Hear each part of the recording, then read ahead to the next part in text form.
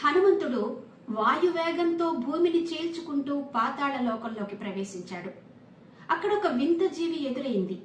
సగం వానరం, సగం చేప ఆకారంలో ఉన్న ఆ జీవిని చూసి హనుమంతుడు ఆశ్చర్యపోయాడు. నీ రూపాన్ని చూస్తే వానర జాతివాడిలా ఉన్నావు, నీ తండ్రి ఎవరు అని అడిగాడు. అందుకు ఆ జీవి, నా తండ్రి మహావీరుడు శ్రీరామ భక్తుడైన హనుమంతుడు అని చెప్పాడు. ఈ మాట వినగానే హనుమంతుడు నివ్వెరపోయాడు. తాను ఆజన్మ బ్రహ్మచారి కదా, తనకు కొడుకుండడమేంటి అని ఆలోచనలో పడ్డాడు. హనుమంతుడు అనగానే మనందరికీ ఏం గుర్తొస్తుంది? శ్రీరాముని పరమ భక్తుడు, మహాబలశాలి, గొప్ప సేవకుడు, అంతే కదా. కానీ ఒక సందర్భంలో శాంతమూర్తి అయిన ఆ హనుమంతుడు తన ప్రాణ సమానమైన స్వామిని కాపాడడం కోసం ప్రళయకారుడిలా 5 ముఖాలతో ఉగ్ర నరసింహుని భయంకర రూపాన్ని ధరించవలసి వచ్చింది. ఎందుకని? రామలక్ష్మణులను పాతాళ లోకం నుండి రక్షించడానికి హనుమ దాల్చిన ఆ పంచముఖ ఆంజనేయ రూపం వెనుక ఉన్న అసలు రహస్యమేంటో ఈరోజు ఈ వీడియోలో తెలుసుకుందాం. ఆ అద్భుతమైన రోమాలు నిక్కబొడుచుకునే కథను చివరి వరకు తప్పకుండా చూడండి. కథలోకి వెళ్లే ముందు వీడియోని లైక్ చేయండి, వెంటనే హైప్ బటన్ వస్తుంది, హైప్ కూడా చేసేయండి. ఇక వీడియోలోకి వెళ్ళిపోదాం. విజయ మా ఊరు ఛానల్ కి స్వాగతం. నేను విజయలక్ష్మి.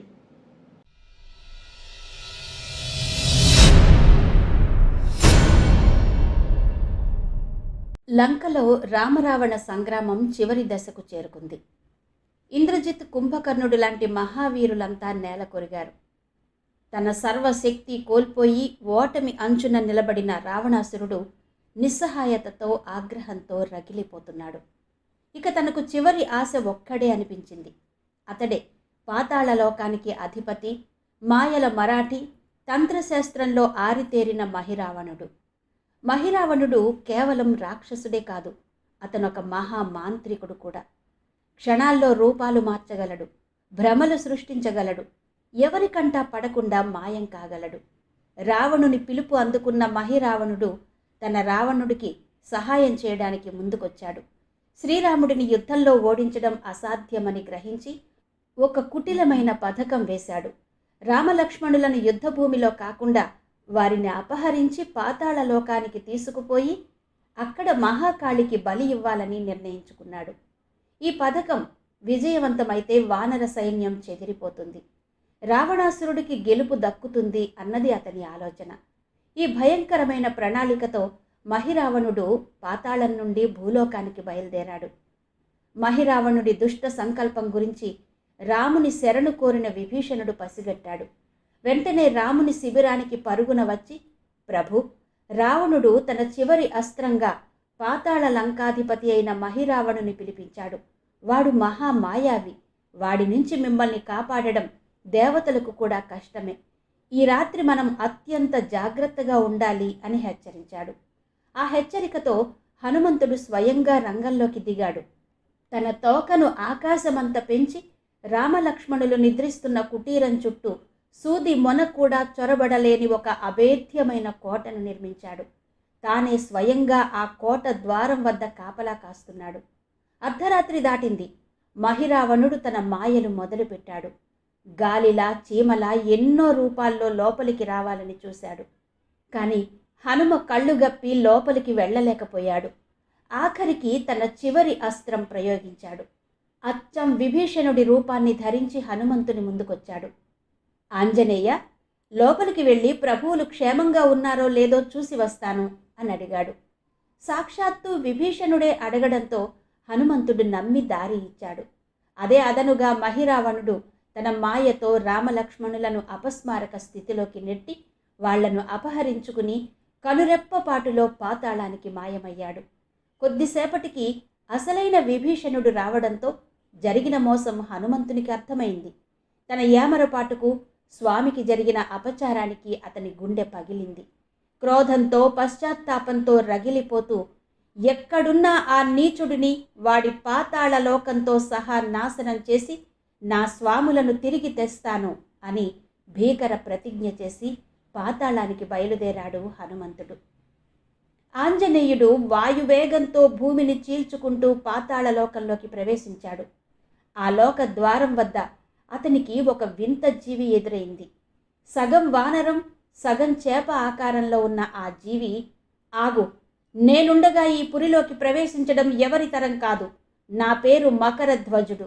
ఈ రాజ్యానికి నేను ద్వారపాలకుడను అని అడ్డుకుంది. ఆశ్చర్యపోయిన హనుమంతుడు, నీ రూపాన్ని చూస్తే వానర జాతివాడిలా ఉన్నావు, నీ తండ్రి ఎవరు అని అడిగాడు. అందుకు మకరధ్వజుడు గర్వంగా, నా తండ్రి మహావీరుడు శ్రీరామ భక్తుడైన హనుమంతుడు అని చెప్పాడు. ఆ మాట వినగానే హనుమంతుడు నివ్వెరపోయాడు. తాను ఆజన్మ బ్రహ్మచారి, మరి తనకు కొడుకు పుట్టడమేంటి అని ఆలోచనలో పడ్డాడు. అప్పుడు మకరధ్వజుడు తన పుట్టుక రహస్యాన్ని వివరించాడు. తండ్రి, మీరు లంకా దహనం తర్వాత సముద్రంలో మీ తోకకు అంటుకున్న మంటలను ఆర్పుతున్నప్పుడు మీ శరీరం నుండి రాలిన ఒక చెమట చుక్కను ఒక మకరం మింగింది. దాని కడుపున నేను జన్మించాను. పాతాళ సైనికులు నన్ను ఇక్కడకు తీసుకువచ్చి నా బలాన్ని చూసి ద్వారపాలకులుగా నియమించారు అని చెప్పాడు. కర్తవ్యం ముందు వెనక్కి తగ్గడం హనుమంతుడి నైజం కాదు. అందుకే, నాయనా, నా స్వాములైన రామలక్ష్మణులను మహిరావణుడు అపహరించాడు. వారిని రక్షించడం నా ధర్మం, నాకు దారివ్వు అని కోరాడు. కానీ మకరధ్వజుడు, తండ్రి, మిమ్మల్ని గౌరవిస్తాను, కానీ నా స్వామికి ద్రోహం చెయ్యలేను. నన్ను యుద్ధంలో ఓడించి ముందుకు వెళ్ళండి అని సవాలు విసిరాడు. అలా మకరధ్వజుడు హనుమంతుల మధ్య భీకర పోరాటం జరిగింది. చివరకు హనుమంతుడు తన కుమారుడైన మకరధ్వజుడిని ఓడించి అతడిని బంధించి పాతాళపురి లోపలికి ప్రవేశించాడు. పాతాళ నగరం మొత్తం మాయాజాలంతో భయంకరమైన రాక్షసులతో నిండి ఉంది. హనుమంతుడు అతి చిన్న ప్రాణిగా మారి రామలక్ష్మణుల కోసం వెతకడం మొదలుపెట్టాడు. ఆ క్రమంలో మహిరావణుడి సోదరి చంద్రసేన సహాయంతో అసలు రహస్యం తెలుసుకున్నాడు. మహిరావణుడి ప్రాణం అతని శరీరంలో లేదు. అతని ప్రాణం 5 తుమ్మెదల రూపంలో 5 వేరువేరు దిక్కులలో వెలుగుతున్న 5 దీపాలలో దాగి ఉంది. ఆ 5 దిక్కులు తూర్పు, పడమర, ఉత్తరం, దక్షిణం, ఊర్ధ్వం. ఆ 5 దీపాలను ఒకే సమయంలో ఒకేసారి ఆర్పివేస్తేనే మహిరావణుడికి మరణం వస్తుంది. ఒక్క దీపం వెలుగుతున్నా అతడు తిరిగి బ్రతుకుతూ ఉంటాడు. ఈ అసాధ్యమైన పనే తనను కాపాడుతుందని మహిరావణుడి నమ్మకం. ఆ రహస్యం తెలుసుకున్న హనుమంతుడు రామలక్ష్మణులను బలి ఇవ్వడానికి సిద్ధమవుతున్న మహాకాళి ఆలయానికి చేరుకున్నాడు. ఇక ఆలస్యం చేయడానికి సమయం లేదు. ఒకేసారి 5 దిక్కులలో ఉన్న దీపాలను ఎలా ఆర్పాలి? ఒక్కడిగా 5 దిక్కులను ఎలా చూడాలి? ఆ క్లిష్ట సమయంలో తన స్వామి కార్యం కోసం తనలోని దైవిక శక్తులను ఆవాహన చేసుకున్నాడు ఆంజనేయుడు. అప్పుడు జరిగింది ఆ మహా అద్భుతం. హనుమంతుడు ఒకే ముఖం 5 ముఖాలుగా మారి దిక్కులు పిక్కటిల్లేలా గర్జించింది.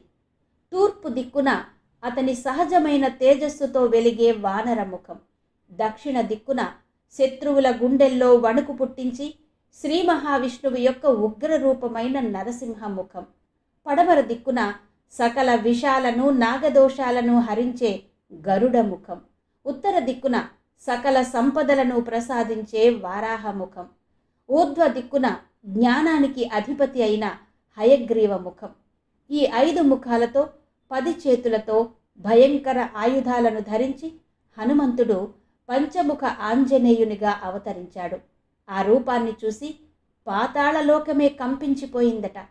ప్రతి ముఖం ఒక దేవతా స్వరూపం, ధర్మ సంరక్షణకు ప్రతీక.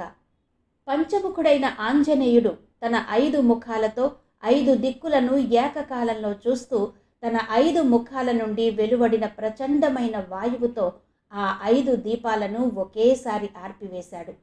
దీపాలు ఆరిన మరుక్షణమే మహిరావణుడి శక్తులన్నీ నశించి అతడు శక్తిహీనుడై నేలకూలాడు. అప్పుడు హనుమంతుడు మహిరావణుని సంహరించి రామలక్ష్మణులను విడిపించాడు. తన భుజాలపై వారిని ఎక్కించుకుని పాతాళలోకం నుంచి బయటకొచ్చాడు. తన అంశగా జన్మించిన మకరధ్వజుడిని విడిపించి పాతాళ రాజ్యానికి రాజుగా పట్టాభిషేకం చేసి ధర్మంగా పరిపాలించమని ఆశీర్వదించాడు. తెల్లవారేసరికి హనుమంతుడు రామలక్ష్మణులతో సురక్షితంగా శిబిరానికి తిరిగి రాగా వానర సైన్యం ఆనందంతో జయ జయ ధ్వానాలు చేసింది. సరే, పంచముఖ ఆంజనేయుని 5 ముఖాలలో నరసింహ ముఖానికి చాలా విశిష్టత ఉంది. మరి నరసింహ ముఖానికి అంత ప్రాధాన్యత ఎందుకు? దక్షిణ దిక్కును చూసే ఆ ముఖం యొక్క అసలు అర్థమేంటి? నరసింహావతారం ఉగ్రత్వానికి, ధైర్యానికి ప్రతీక. ఈ ముఖం శత్రువుల నుండి వచ్చే భయాన్ని, ఆపదలను పూర్తిగా తొలగిస్తుంది. ఎలాంటి దుష్ట శక్తి అయినా ఈ నరసింహ ముఖం యొక్క శక్తి ముందు నిలవలేదని నమ్మకం. దక్షిణ దిక్కును యమస్థానంగా, దుష్ట శక్తులు ప్రవేశించే మార్గంగా భావిస్తారు. అందుకే ఆ దిక్కును కాపాడడానికి అత్యంత ఉగ్రమైన నరసింహ ముఖాన్ని హనుమంతుడు ధరించాడు. ఈ ముఖం భూత, ప్రేత, పిశాచ, చేతబడి వంటి క్షుద్ర శక్తులను నాశనం చేస్తుందని భక్తుల విశ్వాసం. పంచముఖ మంత్ర కవచంలో ఓం నమో భగవతే పంచవదనాయ దక్షిణముఖాయ కరాళ వదనాయ నరసింహాయ సకల భూత ప్రమథనాయ స్వాహ అనే మంత్రం ఉంది. దీనిని జపించడం ద్వారా నరసింహస్వామి అనుగ్రహం, హనుమంతుని రక్షణ ఏకకాలంలో లభిస్తాయని నమ్ముతారు. ఇక ఆంజనేయుని మిగిలిన ముఖాలు కూడా అంతే శక్తివంతమైనవి. వానర ముఖం కోరికలను నెరవేర్చి మనశ్శాంతిని ఇస్తుంది. గరుడ ముఖం వ్యాధులను, విష ప్రభావాలను, గ్రహదోషాలను నివారిస్తుంది. వరాహ ముఖం సిరి సంపదలను, ధనలాభాలను కలుగచేస్తుంది. హయగ్రీవ ముఖం జ్ఞానాన్ని, విద్యను, కీర్తి ప్రతిష్టలను అందిస్తుంది. ఈ 5 ముఖాలు పంచభూతాలకు ప్రతీకలు.